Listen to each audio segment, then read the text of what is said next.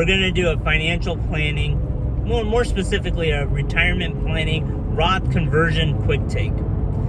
And the question we're looking to answer today is, can you undo a Roth conversion? And the simple answer is no. You cannot undo a Roth conversion. Now, when we're looking at doing Roth conversions, there's two key factors that you want to kind of focus in on. The first is the size. And you determine size by basically looking at your taxable income and where you'll be within the tax brackets. And you want to be on the upper end of a lower tax bracket. But you also got to look at modified adjusted gross income, because that impacts your Medicare Part B. The second thing that you want to look at is, when are you going to do this Roth conversion? So let's say you figure out the size is going to be between $10,000 to $15,000, or what you want to, and I'm just using that as an example. Typically, it's quite a bit more than that in terms of the room that you have in between the next tax bracket. But let's just use easy numbers. So let's say $10,000. Now, that $10,000, when you figure out what security that you're going to convert into the Roth, that security has volatility. So it may be at $100 a share, or it may be at $10 a share.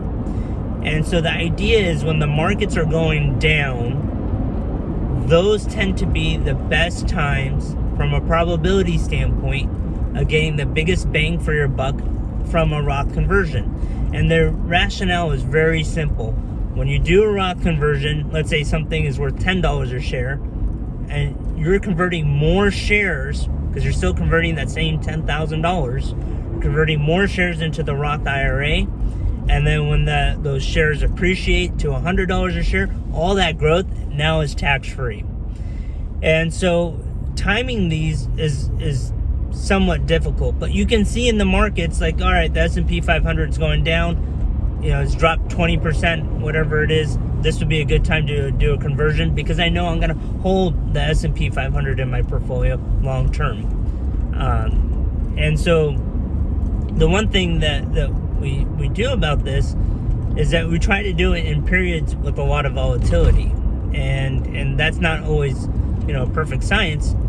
But the point of saying that you can't undo it is because once you do a Roth conversion, you should just be happy that you did it, and don't look back, because oftentimes what I find is some individuals that are trying to time it perfectly always end up with buyer's regret.